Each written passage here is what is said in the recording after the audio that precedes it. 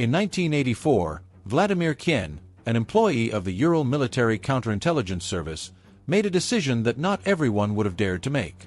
He voluntarily went to Afghanistan, knowing that what awaited him was not just business trips and inspections, but a real war, where the front lines were blurred and the enemy was hiding in the mountains and villages.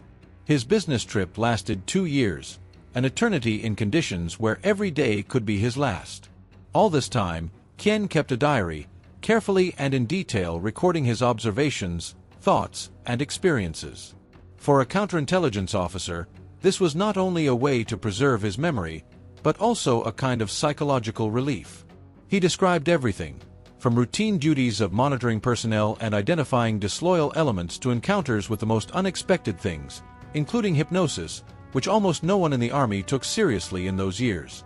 Kien gave examples of non-statutory relations between Soviet military personnel, recorded everyday conflicts, petty crimes, and, of course, combat operations. His diary became an invaluable testimony to that war, written not from the perspective of a division commander or politician, but through the eyes of a man who was inside the system and saw it from within. In 2018, after retiring with the rank of FSB Lieutenant Colonel, Kien decided to publish his memoirs. He did not have the funds to publish the book, and Afghan passes only appeared thanks to a fundraising campaign. The print run was small, and almost immediately the publication became a bibliographic rarity. Copies were distributed among former Afghan veterans, historians, and collectors, and it became virtually impossible to find the book on the open market. The pages of his diaries painted a vivid, tangible picture of Afghanistan in the mid-1980s. The huge 2 million-strong Kabul, hidden in green gardens, seemed peaceful and even cozy from a distance, but as soon as you looked up at the harsh mountains surrounding the city, your heart sank. An enemy could be hiding behind every rock. The air was clean and bitter with the smell of dust and smoke, and the sky was so clear that it seemed as if you could reach out and touch the stars.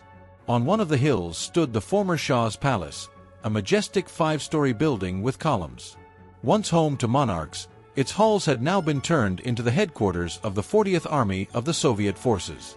It was this palace that became a target every night. As soon as it got dark, its windows lit up with soft electric light, visible far beyond Kabul. And then another movie session began, as the soldiers ironically called the night shelling. First, a tiny light flashed in the darkness, a crimson streak of tracer fire lazily creeping across the sky. It looked as if someone had slowly brushed a black, ink-thick background with a paintbrush. But it was not an illusion. It was the enemy firing an old Burr rifle. These rifles, the Burr 303, left over from the Anglo-Boer Wars, were rare but popular with the Mujahideen. Yes. A dull, drawn-out bang breaks the silence. Almost immediately, a long, dotted line of automatic fire from a Soviet Kalashnikov soars into the black sky. A tense pause hangs in the air for a few seconds, as short as a held breath. It seems that the enemy has fallen silent, that everything is about to end, but no, from the nearest village, a single fiery tracer bullet floats out again, insolently and mockingly, lazily gliding in the same direction, straight towards the windows of the house with columns. And again, the characteristic "da" sounds, the mocking echo of an old rifle, as if someone's sardonic reminder, "I'm still here." The response is not long in coming. From the foot of the headquarters, dozens of machine guns nervously and chaotically rattle toward the invisible enemy. Hundreds of fiery sparks fly into the darkness, turning the night air into a swarm of buzzing fireflies. Somewhere in the village, bullets ricochet off the walls, scattering to the sides like bright sparks from a red-hot whetstone. It seems that now the enemy, holed up somewhere among the mud buildings, will not dare to show himself again. But only a minute passes, and the familiar "da" tears through the night again, and a new tracer, unhurried and mocking, floats straight to the illuminated windows of the headquarters. The patience of the Ravi, as the Afghans called the Soviet soldiers and officers, finally runs out. Dozens of machine guns immediately spew fire at the enemy, tearing through the night with loud bursts. Thousands of bullets fly into the darkness, merging into a single stream of lead and fire. Armored personnel carriers join the battle, their large-caliber machine guns growling low and deep like angry beasts, spitting out bright tongues of flame. For a moment, there is an anxious, alert silence. Both sides try to see each other in the pitch darkness, amid rare flashes of light. Even your heart stops in anticipation. And suddenly, again, the same challenge, the same mocking gesture. The crimson trail of the tracer defiantly creeps toward headquarters, as if someone's insolent hand were drawing a line in the night sky, followed by the inevitable yes. Now it's not just the machine gunners who are involved in the duel. The nearby batteries join in, their volleys deafening and shaking the ground. Even the tank standing a little to the side comes to life, spitting out shells with such a roar that it makes your ears pop. Their frequent shots drown out the continuous and furious indignation of the machine guns and machine guns. Everything that can shoot unleashes its deadly fury on the presumed location from which the sound of the rifle came. But the enemy seems to dissolve into the darkness. No one can see where the bullets are going, no one knows if they are hitting their target. At this moment, the battle ceases to be a fight, it turns into a real spectacle. A colorful, fiery performance played out right above their heads, where every flash of a tracer and every explosion is part of a strange, eerie, and mesmerizing spectacle. And hundreds of invisible witnesses, sitting in shelters, watch this duel. Strangely enough, their sympathies increasingly lie with the elusive owner of the Bureau. Everywhere in the world, people root for the brave, even if those brave souls are your enemies. Gradually, the roar of the cannonade began to subside. Not long ago, hundreds of tracers, machine gun bursts, and the thunder of tank shots tore through the sky, but now the shots sounded less and less frequent, less and less loud, as if the battle was running out of steam. There was an anxious pause lasting several tens of seconds, and then suddenly, as if in mockery, as if challenging fate, the stubborn, unyielding da-da sounded again. The crimson trail of the tracer once again lazily crept toward headquarters. The response was a new barrage of fire. Machine guns barked furiously into the darkness, like mad dogs. But this time, the guns and tanks did not join in. Their crews considered participation in such a spectacle beneath their dignity. Soon, the large-caliber machine guns fell silent, giving way only to the automatic weapons, which continued to rage through the night, trying to drown out the persistent da-da. Gradually, they too began to fall silent. One by one, the flares went out, the last flashes illuminating the dead walls of the village, turning them into ghostly scenery for a night theater.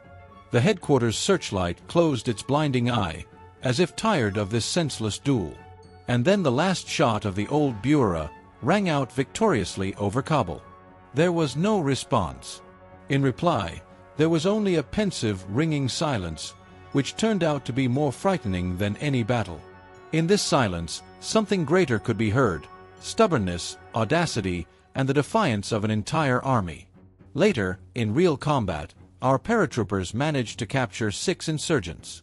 They were caught with weapons in their hands, tied up, and handed over to the guardhouse in the Soviet military town.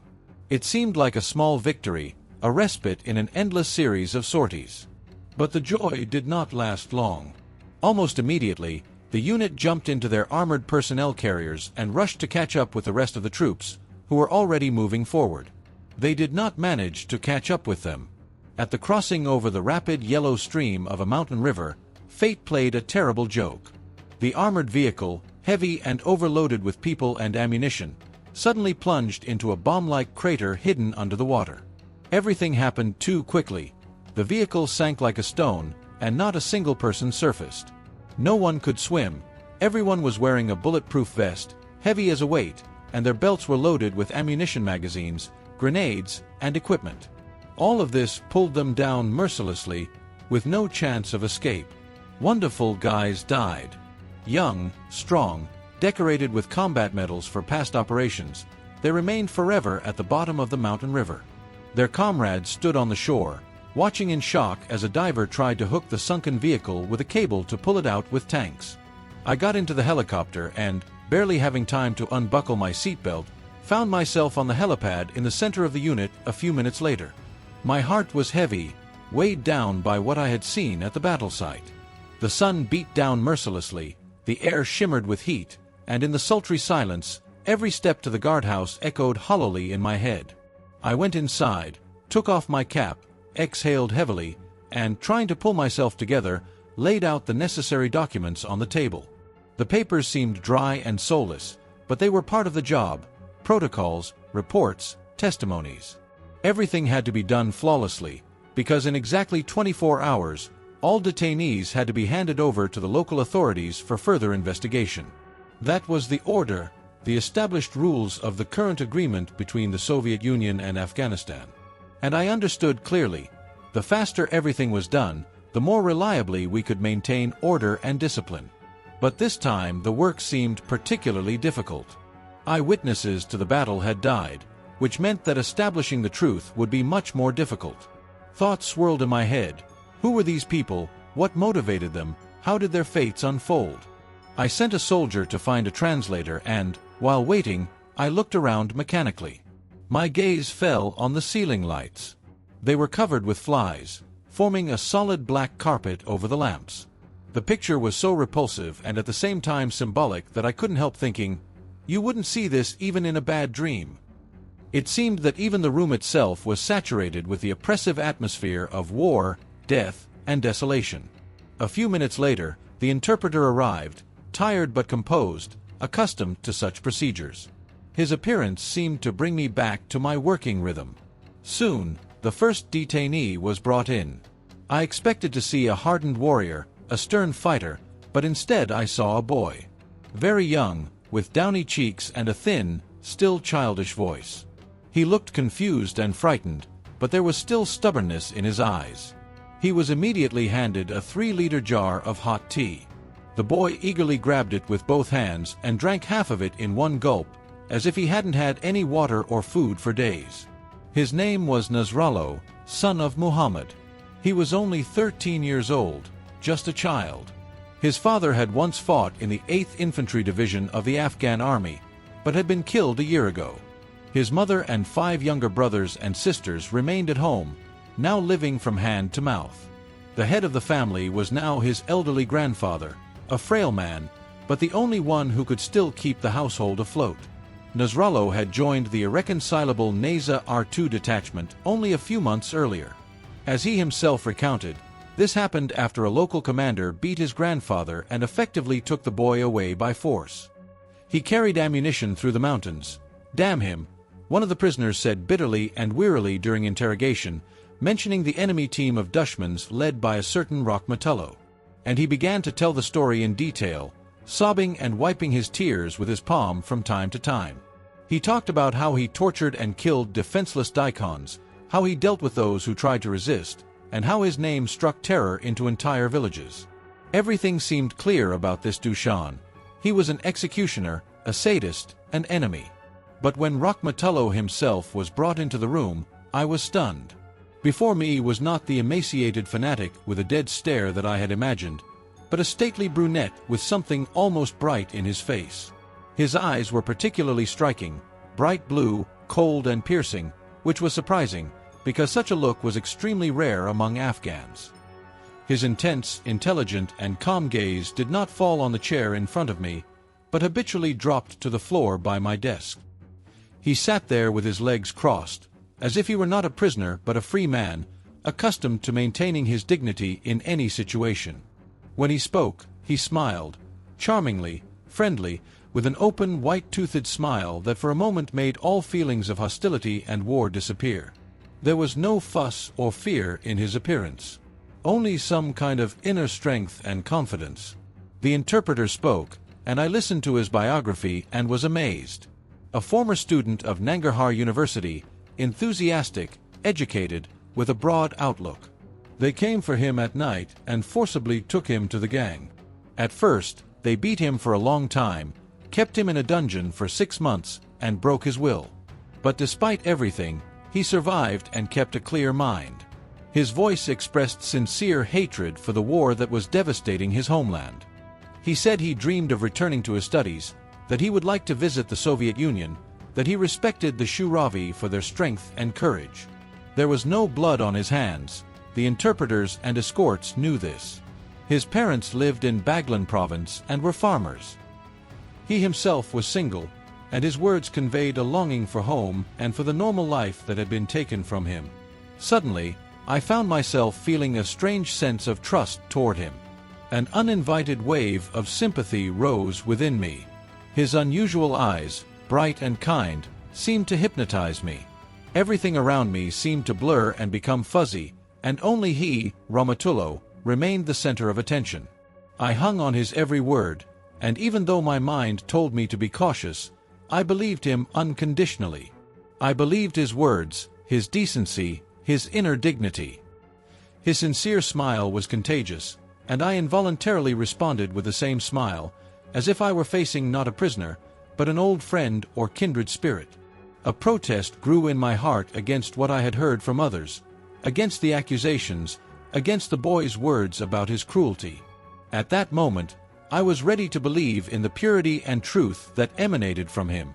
And suddenly, like an electric shock, the interpreter's sharp cry brought me back to reality. "Don't smile!" he shouted loudly, angrily, almost panicked, taking a step forward and blocking me from Rahmatullah. "Comrade Major, he's using hypnosis." These words sounded like thunder from a clear sky. I flinched, glancing quickly at the detainee. And for the first time, I noticed something new in his eyes.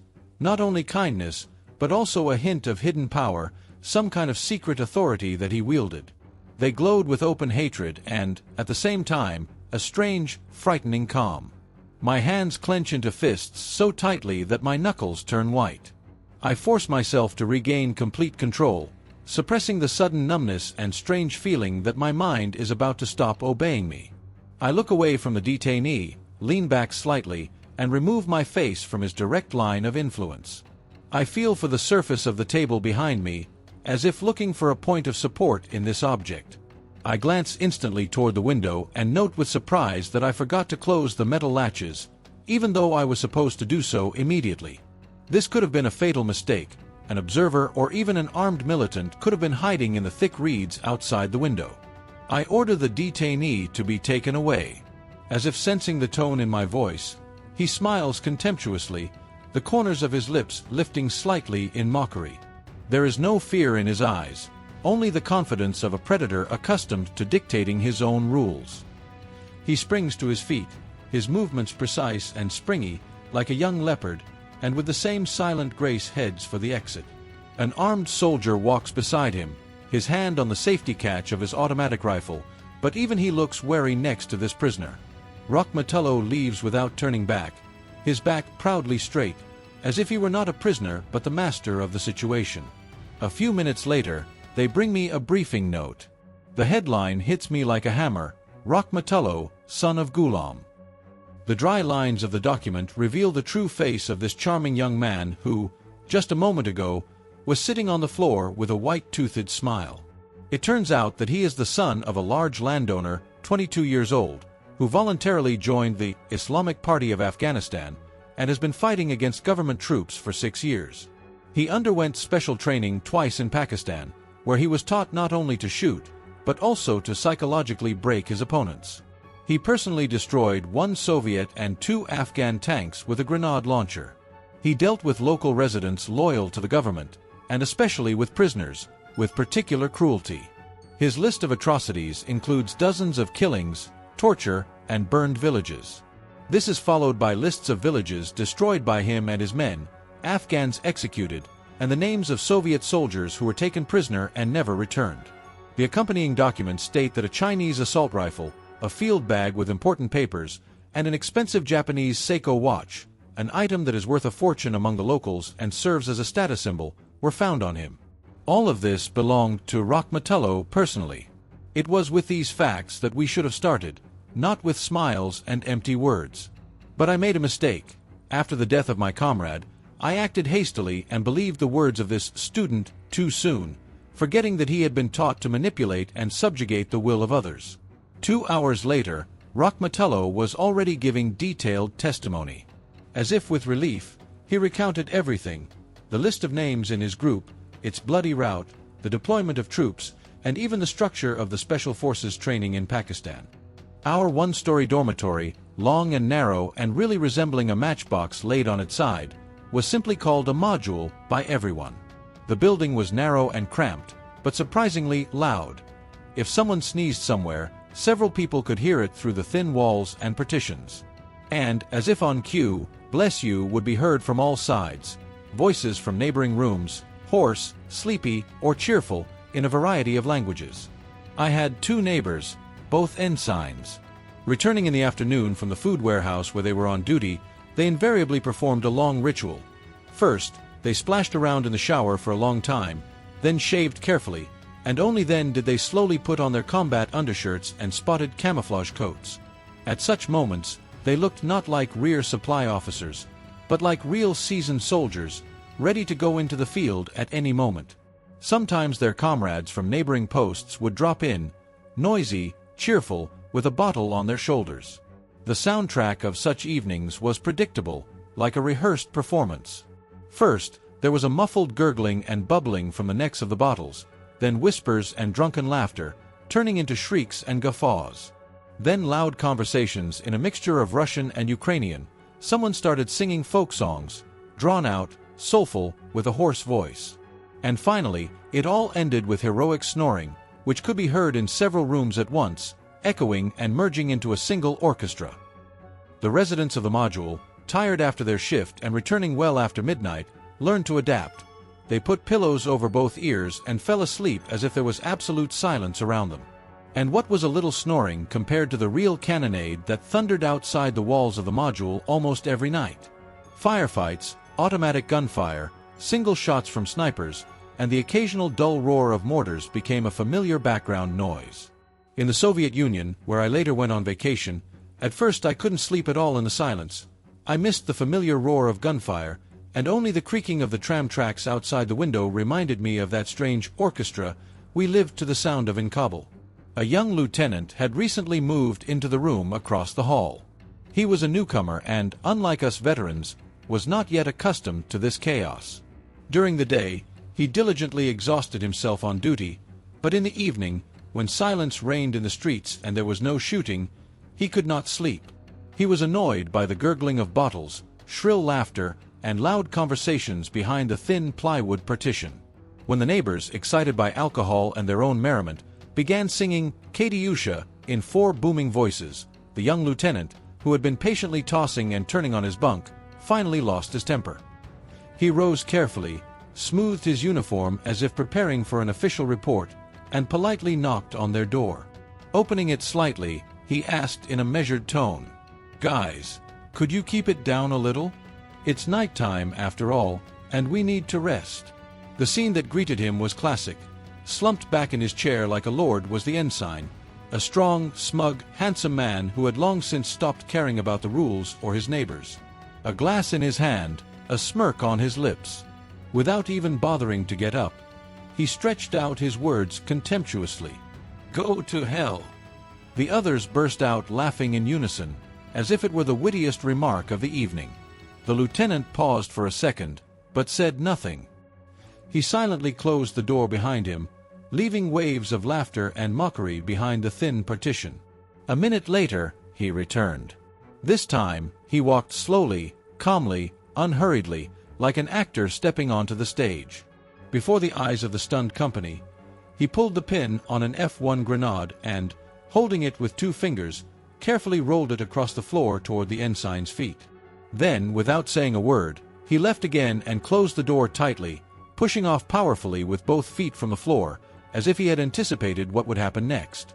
The reaction was lightning fast. The ensign, instantly forgetting his bravado, flew backwards out of the window, dragging the entire window frame with him. His comrade made a leap worthy of Lev Yashin himself and also disappeared into the night. A third figure flashed behind them, the very same squeezer with the bottle, who managed to flash white like a signal rocket before disappearing in their wake. Only their comrade in arms remained sitting on the bed. Pale, her knees pressed to her chest, she stared intently at the grenade, as if expecting its imminent explosion. A second passed. Then another. And then the grenade, with a slight click, released only a small cloud of smoke and settled on the floor. It turned out to be a training grenade, but its effect surpassed any combat grenade. A few moments later, 3 disheveled heads appeared simultaneously in the doorway. Their faces were contorted with a mixture of horror, relief, and indescribable shame. They stared into the room as if they had seen a real miracle for the first time in their lives. The door opened slightly again, and the same lieutenant appeared in the doorway. His voice was calm, almost indifferent. "That was a training exercise. Next time it will be combat." He paused, glanced at his frozen neighbors, and added, a little more quietly but sternly, "Is that clear, Eagles?"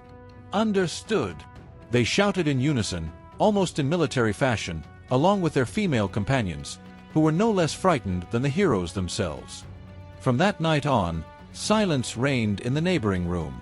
Early in the morning, my neighbors in the module were preparing to fly back to the Union for good.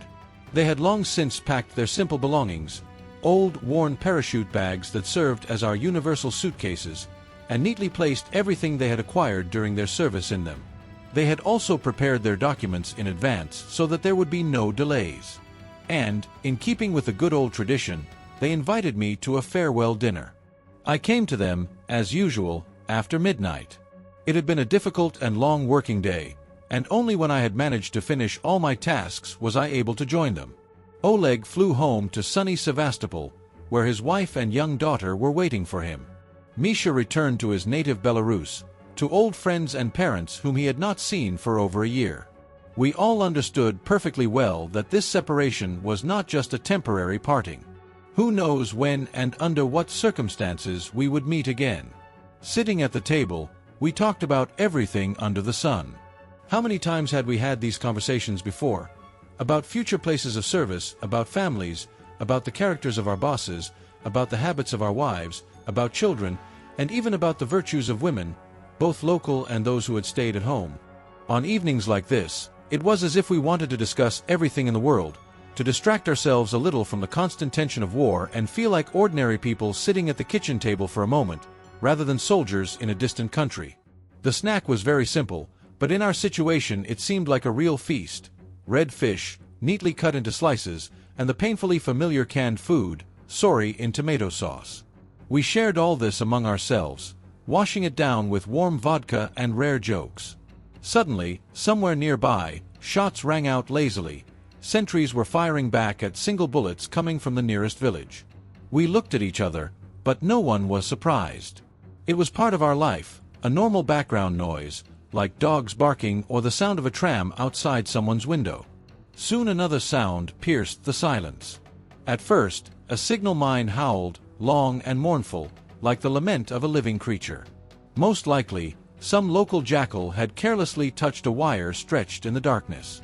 We heard multicolored rockets shoot up into the night sky with a soft pop, their bright flashes marking the spot where it was. Then there was a dry crack. The animal had caught another mine, and the explosion threw its body aside. We fell silent. In the ensuing silence, which was no longer broken by anything, we heard a chorus of jackals. They howled together mournfully, as if seeing off their dead kin on their final journey. Their howling was like crying, long and mournful, like a real lament at a funeral. Surprisingly, at that moment, each of us thought the same thing. Even animals have their own grief and their own memorial services. Misha made the third toast. We knew that the third toast was always made in silence, without clinking glasses, and drunk to the bottom, for those who were no longer with us. "I can't see you off," I said quietly, trying not to let the tremor in my voice betray me, and, hugging the guys tightly goodbye, I left the module. My chest ached unpleasantly, as if a premonition of something bad prevented me from breathing deeply.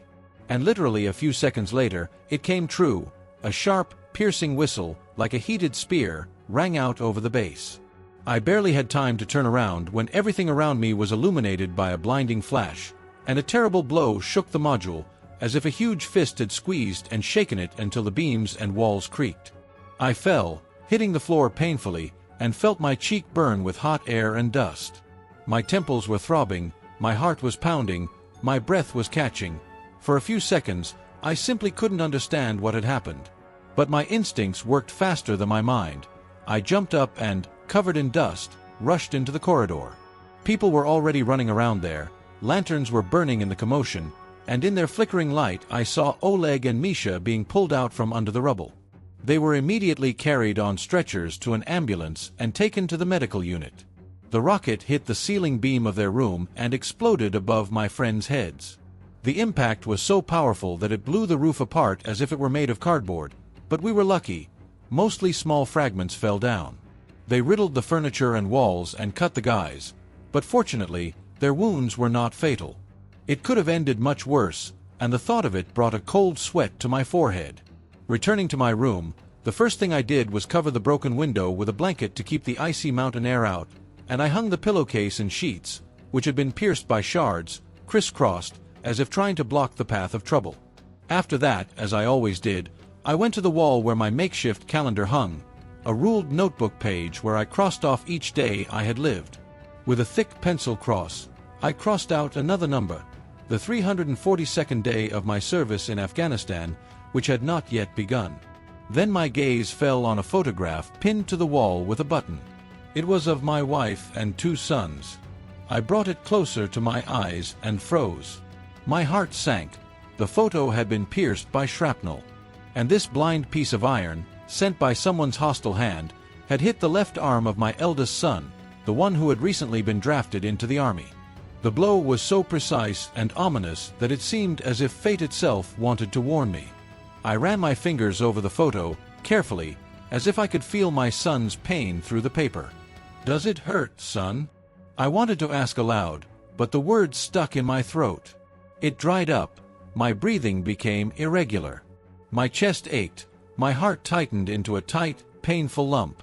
One thought pounded in my head, loud and relentless: "They hurt my son!" It haunted me all night, kept me awake, prevented me from forgetting. And even later, years later, this vision continued to return to me, like a terrible sign, like a premonition that cannot be erased from memory.